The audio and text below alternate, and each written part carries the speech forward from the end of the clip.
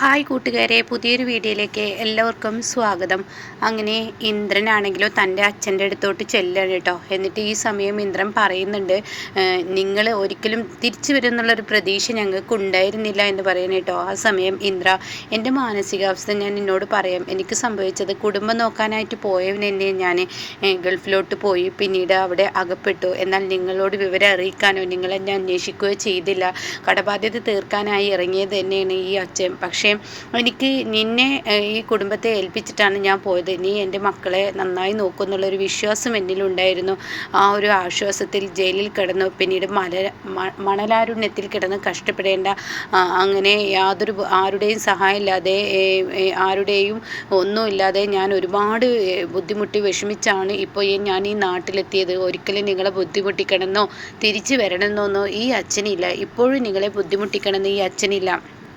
എൻ്റെ മക്കളുടെ കൂടെ ഒരുമിച്ച് ഒരു 2 ദിവസം എനിക്ക് കഴിയണം. അത് കഴിഞ്ഞാൽ ഈ അച്ഛൻ തിരികെ പോയിക്കോളാം. ഒരിക്കലും നിങ്ങൾക്കൊരു ബാധ്യതയായി ഞാനിവിടെ നിൽക്കത്തില്ല. നിങ്ങൾ ഈ പ്രായമായ സമയത്ത് നിങ്ങളെ എന്നെ നോക്കേണ്ടി വരും എന്നുള്ള ആ ഒരു ഇത് നിങ്ങൾക്കും ഉണ്ടാവില്ല എന്നൊക്കെ പറയണം കേട്ടോ. ആ സമയം ഈ വാക്കുകൾ കേട്ട ഉടൻ തന്നെ ഇന്ദ്രൻ പറയണേ, അതെ നിങ്ങൾ ഞങ്ങളോട് കാണിച്ചത് എന്നൊക്കെ പറഞ്ഞ് അസഭ്യമായ വാക്കുകൾ സുശീലയെ പോലെ ഉപയോഗിക്കാൻ ഒരുങ്ങുമ്പോഴേക്കും അനുപം പറയണേ, ഇന്ദ്രേട്ട അങ്ങനെയൊന്നും പറയരുത് എന്ന് പറയാം കേട്ടോ. ആ സമയം ഉടൻ തന്നെ ഷമു പറയണേ, പ്രായമായ ആളല്ലേ ഇന്ദ്ര, അതുകൊണ്ട് സത്യ ഇന്ദ്രേട്ട അവർക്ക് 2 ദിവസം നിൽക്കണമെന്നും ഒരുമിച്ച് ഇരുന്ന് ഭക്ഷണം കഴിക്കണമെന്നും മക്കളെ കൂടെ ആഗ്രഹം ഉണ്ടെങ്കിൽ അതങ്ങ് സാധിപ്പിച്ച് കൊടുത്തേക്ക്, അതങ്ങ് നിറവേറ്റി കൊടുത്തേക്ക് എന്ന് പറയും കേട്ടോ. ആ സമയം ഇന്ദ്രൻ പറയണേ, ശരി, ഇവിടെ ആർക്കും ഒരു ബുദ്ധിമുട്ടും ഉണ്ടാവില്ല, ആരിൽ നിന്നും നിങ്ങൾക്കൊരു നല്ലൊരു ഇതും കിട്ടാനുമില്ല. അപ്പോൾ സത്യനും പറയണേ, ഇക്കാര്യത്തിൽ ഞാനും അമ്മയുടെ കൂടെയാണ്. കാരണം എന്തെന്ന് വെച്ചാൽ ഒരുപാട് വേദന യാതനകൾ ഇവർ സഹിച്ചിട്ടുണ്ടെന്ന് പറഞ്ഞു കേട്ടിട്ടുണ്ട്. ഇന്ദ്രേട്ടൻ ഇപ്പോഴും ഈ കുടുംബത്തിന് വേണ്ടി ബുദ്ധിമുട്ടാണ്, അതിനൊക്കെ കാരണക്കാരൻ ഈ അച്ഛനാണ് എന്നൊക്കെ ഇങ്ങനെ പറയുന്നുണ്ട് കേട്ടോ. ആ സമയം എല്ലാവരും ദേഷ്യത്തോടു കൂടി അകത്തോട്ട് കയറിപ്പോവാണ്. എന്നാൽ ഈ സമയം ഉടൻ തന്നെ ശേഖരനോട്, അച്ഛനൊരു തരത്തിൽ വിഷമിക്കേണ്ട, ഇവിടെ നിൽക്കാൻ അനുമതി കിട്ടിയെങ്കിൽ തീർച്ചയായും അച്ഛൻ്റെ 3 മക്കളും നന്മയുള്ളവരാണ്. അതുകൊണ്ട് തന്നെ അച്ഛൻ്റെ മനോസ്ഥിതി, അതായത് മാനസിക വിഷമം, എന്തുകൊണ്ട് അച്ഛൻ ഇങ്ങനെയൊക്കെ ആയതെന്നും മക്കളെ നോക്കാൻ വരാഞ്ഞത് എന്തുകൊണ്ടാണെന്നുള്ളതൊക്കെ അവർ മനസ്സിലാക്കിയെടുക്കും. പിന്നീട് അച്ഛനെ അവർ സ്നേഹിക്കും എന്നൊക്കെ പറയുമ്പോൾ ഉടൻ തന്നെ, മോളെ ഞാൻ നിന്നോട് എന്താന്ന് പറയേണ്ടതെന്നറിയില്ല, നീയും കൂടി ഇവിടെ ഇല്ല എങ്കിൽ എനിക്ക് നിൽക്കാൻ കഴിയില്ല മോളെ. കാരണം അത്രയും വിഷമമുണ്ട്. ഈ അച്ഛന് മക്കളുടെ കൂടെ നിൽക്കാനുള്ള ആഗ്രഹം കൊണ്ടാണ് ഞാനിവിടെ നിൽക്കുന്നത്. അല്ല എങ്കിൽ തെറ്റ് ചെയ്തവൻ എന്നെയാണ് ശിക്ഷ അനുഭവിക്കേണ്ടതും ഉണ്ട് എനിക്ക്. അപ്പോൾ അവരിൽ നിന്ന് എന്ത് ശിക്ഷ നേടിയാലും അവരുടെ കൂടെ 2 ദിവസം നിന്ന് ഞാനങ്ങ് പോകുമെന്ന് പറയട്ടോ. ഈ സമയം ഷാമു പറയണം, ശരി, നിങ്ങളെന്തായാലും വന്നതല്ലേ, ഇവിടെ നിന്നോളൂ എന്ന് പറയണേ. ആ സമയം പെട്ടെന്ന് പോയിട്ട് അനുപമ ഭക്ഷണവും കാര്യങ്ങളൊക്കെ എടുത്ത് വെക്കുകയാണ് കേട്ടോ. എനിക്ക് നന്നായി വിശക്കുന്നുണ്ടെന്ന് പറയുന്നുണ്ട്. അപ്പോൾ എല്ലാവർക്കും മുന്നിലിരുന്ന് ഭക്ഷണം കഴിക്കാമെന്നുള്ള നിലപാടാണ്. ഇതേ സമയം ശേഖരനാണെങ്കിൽ ഒറ്റയ്ക്ക് ഉമ്മറത്തിരിക്കുകയാണ്. ആരും തിരിഞ്ഞു നോക്കുന്നില്ല, തൻ്റെ മക്കൾ ആരും വരുന്നില്ല. വിച്ചുട്ടൻ മാത്രം ഓടി വരുന്നു. വിച്ചുട്ടൻ 1 2 ഒക്കെ അപ്പൂപ്പ എന്നൊക്കെ പറഞ്ഞ് വിളിച്ച് സംസാരിക്കുന്നു കേട്ടോ. എന്നാൽ ഈ സമയം ഷാമിനും വലിയ വേദനയൊക്കെ ഉണ്ട് കേട്ടോ. പക്ഷെ അധികം ഉച്ചയുയർത്താൻ ഷാമിനും പറ്റത്തില്ലല്ലോ, അങ്ങനെയാണല്ലോ വീട്. അങ്ങനെ ഭക്ഷണമൊക്കെ കൊടുന്നു വെച്ചതിന് ശേഷം എല്ലാവരും ഭക്ഷണം കഴിക്കാൻ ഇരിക്കുകയാണ് കേട്ടോ. എന്നാൽ അപ്പോഴും സുശീല കതക് തുറക്കില്ല. സുശീല റൂമിൽ തന്നെയാണ് ഇരിക്കുന്നത്. ഇതേ സമയം ഇപ്പുറത്ത് എല്ലാവരും ഭക്ഷണം കഴിക്കാതിരിക്കുമ്പോൾ ആരും തന്നെ അച്ഛനെ ഭക്ഷണം കഴിക്കാൻ വിളിക്കുന്നതായി കാണുന്നില്ല. അപ്പോൾ അനുപം ഇങ്ങനെ നോക്കുകയാണ്, ഇന്ദ്രേട്ട അദ്ദേഹത്തെ ഭക്ഷണം കഴിക്കാൻ വിളിക്കട്ടെ, അച്ഛനെ ഭക്ഷണം കഴിക്കാൻ വിളിക്കട്ടെ എന്ന് ചോദിക്കുമ്പോൾ ഉടൻ തന്നെ ഞാനായിട്ട് ഒന്നിനും എതിരല്ല എന്ന് പറയുകയാണ് കേട്ടോ. അപ്പോൾ സത്യം പറയണേ, ആരും എന്നെ ആയാലും ഭക്ഷണത്തിൻ്റെ മുന്നിൽ ആരോടൊന്നും കാണിക്കാൻ പാടില്ല, അതുകൊണ്ട് വിളിച്ചോളൂ എന്ന് പറയണേ. അങ്ങനെ ഭക്ഷണം കഴിക്കാൻ ഒരു അച്ഛൻ്റെ സ്ഥാനത്ത് ഇരുത്തേണ്ട ആ കസാലയിൽ തന്നെ അച്ഛനെ അവിടെ ഇരുത്തുകയും പിന്നീട് എല്ലാവരും ഒരുമിച്ചിരുന്ന് ഭക്ഷണം കഴിക്കുകയും ചെയ്യാൻ കേട്ടോ. അങ്ങനെ തൻ്റെ മക്കൾക്കും മരുമക്കൾക്കും ഒപ്പം നിന്ന് ഭക്ഷണം കഴിക്കാൻ തനിക്ക് കഴിയുമ്പോൾ തൻ്റെ കണ്ണറിയാതെ നിറഞ്ഞു പോയി കണ്ണൊക്കെ തുടക്കുന്നുണ്ട് കേട്ടോ. ഈ സമയം സോനയുടെ ഉള്ളിലും ചെറിയൊരു വിഷമമൊക്കെ ഉണ്ട്. സോനയെ ഇങ്ങനെ നോക്കുന്നുണ്ട്, സത്യനെ ഇങ്ങനെ നോക്കുന്നുണ്ട്. അവർക്ക് ഉള്ളിലൊരു വിഷമമുണ്ട്. പക്ഷെ ചെയ്തതെല്ലാം ഓർക്കുമ്പോൾ അവർക്ക് ആ ദേഷ്യം ഉള്ളിൽ നിന്ന് പോകുന്നില്ല. ഇതുവരെ അച്ഛനുണ്ടോ എന്ന് പോലും അവർക്കറിയാതെ ഇത്രയും കാലം ജീവിച്ച് അവരുടെ മുന്നിലോട്ട് അച്ഛൻ വന്നപ്പോൾ അച്ഛൻ കാണിച്ച ആ ഒരു ബുദ്ധിമുട്ടുകളും അച്ഛൻ കാരണം അമ്മയും ഏട്ടനും ബുദ്ധിമുട്ടിയ ആ ഒരു കാര്യങ്ങളൊക്കെ ഇങ്ങനെ ആലോചിക്കുമ്പോൾ വിഷമം തോന്നുന്നുണ്ട് കേട്ടോ. അങ്ങനെ ശേഖരൻ ഇരുന്ന് ഇങ്ങനെ ഭക്ഷണം കഴിക്കണം. അങ്ങനെ ശേഖരൻ പറയണം, ഞാൻ ഒരുപാട് തെറ്റുകൾ എൻ്റെ മക്കളോട് ഞാൻ ചെയ്തിട്ടുണ്ട്. പക്ഷേ അന്നും ശേഖരൻ മക്കളെ സ്നേഹിച്ചിട്ടുണ്ട്. പക്ഷേ നിങ്ങളുടെ അമ്മ എൻ്റെ അടുത്തോട്ട് നിങ്ങളെ അടുപ്പിച്ചിരുന്നില്ല. സുശീല 3 മക്കളെയും ഒരുമിച്ച് പിടിച്ചിരുന്നു. എൻ്റെ ഈ മകൻ പോലെയും അവൾ കൂട്ടി പിടിച്ചിരുന്നു. അതുകൊണ്ട് തന്നെ ഞാൻ വരുമ്പോഴേക്കും നിങ്ങളെല്ലാവരും ഉറങ്ങിപ്പോവും. അതുകൊണ്ട് തന്നെ മദ്യത്തിന് അഡിക്റ്റ് ആയതുകൊണ്ട് തന്നെ ഞാൻ ഇതൊന്നും അറിയാതെയും പോയി. പിന്നീട് കടബാധ്യത കയറിയപ്പോൾ ഈ അച്ഛൻ പോയതാണെന്നൊക്കെ പറഞ്ഞ് ചരിത്രങ്ങൾ പറയുമ്പോഴേക്കും ഉടൻ തന്നെ സുശീല കതക് തുറക്കുകയാണ്.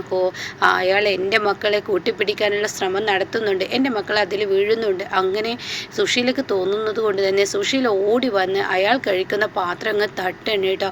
അങ്ങനെ ഭക്ഷണം ഇങ്ങനെ കഴിച്ചു തുടങ്ങുന്ന ശേഖരൻ്റെ പാത്രങ്ങൾ തട്ടുമ്പോൾ ശേഖരൻ സുശീല വരുന്ന വരവ് കാണുമ്പോൾ ഒന്ന് സന്തോഷത്തോടു കൂടി നിൽക്കുകയാണ്. ഇതേ സമയം എല്ലാവരും ഒപ്പം സുശീലക്ക് കറയുണ്ടാവില്ല എന്നാണ് കരുതിയിരിക്കുന്നത്. പക്ഷേ സുശീല ചെയ്യുന്നത് ശേഖരൻ കഴിക്കുന്ന ആ ഭക്ഷണപാത്രം ഒരൊറ്റ തട്ടങ്ങ് തട്ടുന്നതോടുകൂടി ഉടൻ തന്നെ എല്ലാവരും ആകെ ഞെട്ടിപ്പോവാണ് കേട്ടോ. ഈ സമയം ഉടൻ തന്നെ ശേഖരൻ അങ്ങ് എണീറ്റ് നിൽക്കുകയാണ്. എന്നിട്ട് താൻ എന്താടോ വിചാരിച്ചിരിക്കുന്നത്, എൻ്റെ മക്കളെല്ലാവരും നിന്നെ ഈ വീട്ടിലോട്ട് പൊറുക്കാൻ വിട്ടെങ്കിൽ നിന്നെ ഞാൻ ഈ വീട്ടിൽ താമസിക്കാൻ സമ്മതിക്കില്ല. ഇത് എന്ത് തന്നെ ആയാലും ശരി, നീ എന്നോടും എൻ്റെ മക്കളോടും കാണിച്ചത് ചില്ലറയല്ല.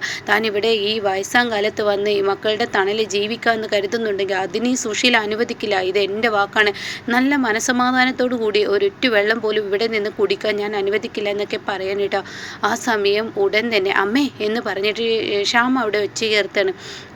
അത് കേട്ട ഉടൻ തന്നെ, അതെ നീ ഇവിടുത്തെ മരുമകനാണ്, കൂടുതൽ സംസാരിക്കേണ്ട. അപ്പം സത്യം പറയണം, ഭക്ഷണത്തിന് മുന്നിലിരിക്കുന്ന ഒരാളെ തട്ടിത്തെറിപ്പിക്കുന്നത് ശരിയല്ല അമ്മേ എന്ന് പറയുമ്പോൾ, ഇയാൾ ഭക്ഷണത്തിന് മുന്നിലായാലും എന്ത് തന്നെ ആയാലും ഇയാൾ എന്നോട് ചെയ്തത് ഓർക്കുമ്പോൾ ഇയാൾക്കൊരു തുള്ളി വെള്ളം പോലും ഇവിടെ നിന്നും കൊടുക്കാൻ പാടില്ല. അതിനൊക്കെ ഒത്താശ ചെയ്ത് കൊടുക്കുന്ന ചിലവരുണ്ട് ഈ വീട്ടിൽ. അതുകൊണ്ടാണ് ഇയാൾ ഈ വീട്ടിലോട്ട് കയറി വന്നത് എന്ന് അനുപമയുടെ മുഖത്ത് നോക്കി പറയുമ്പോൾ അനുപമക്ക് ചെറിയൊരു പേടി കേട്ടോ.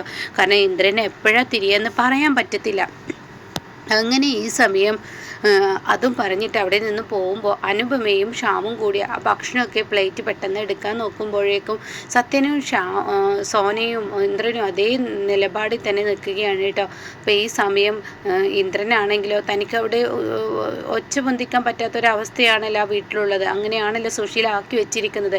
അങ്ങനെ ഈ സമയം ഇന്ദ്രൻ ഇങ്ങനെ നോക്കി നിൽക്കെ ഉടൻ തന്നെ സത്യം പറയണേ, എന്തായാലും നിങ്ങളോടൊക്കെ ചെയ്യുമ്പോൾ ഞങ്ങൾക്ക് യാതൊരു കുറ്റബോധവും ഇല്ല. കാരണം എന്താണെന്നറിയോ, നിങ്ങളോട് ഈ ചെയ്യുന്നതിൽ അമ്മയുടെ ഭാഗത്ത് ശരിയുണ്ടെന്ന് ഞങ്ങൾക്ക് തോന്നി. കാരണം ചെറിയ കുഞ്ഞുങ്ങളാവുന്ന സമയത്ത് അമ്മയെ തനിയാക്കി പോയ നിങ്ങളെ പോലെ ഒരു അച്ഛനെയാണല്ലോ എന്ന് ഓർക്കുമ്പോൾ ഞങ്ങൾക്ക് സങ്കടമുണ്ട് എന്നൊക്കെ ഇങ്ങനെ പറയുന്നത് കേട്ടോ. ആ സമയം ശേഖരൻ പറയണേ, നിങ്ങളെന്നെ 3 മക്കളാണെങ്കിലും കൂടിയിട്ട് നിങ്ങളാരും എന്നെ സ്നേഹിച്ചിട്ടുമില്ല, അച്ഛ എന്ന വിളി വിളിച്ചിട്ടുമില്ല. എന്നെ ഈ വീട്ടിലാകെ അച്ഛ എന്ന വിളി വിളിച്ചിരിക്കുന്നത് എൻ്റെ അനുമോളാണെന്ന് പറയുന്നത് കേട്ടോ. എന്നിട്ട് പറയണം, മക്കളെ ഞാൻ നിങ്ങളിൽ നിന്ന് ഒന്നും തട്ടിയെടുക്കാനോ നിങ്ങളിൽ നിന്നോ ഒന്നും നേടിയെടുക്കാനോ നിങ്ങളെന്നെ നോക്കാനോ ഒന്നിനുമല്ല വന്നത്.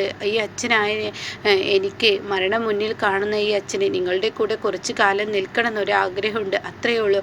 ആ ആഗ്രഹം സാധിച്ചു തന്നാൽ മതി. അത് കഴിഞ്ഞാൽ ഈ അച്ഛൻ പോയിക്കോളാം എന്ന് പറയുന്നത് കേട്ടോ.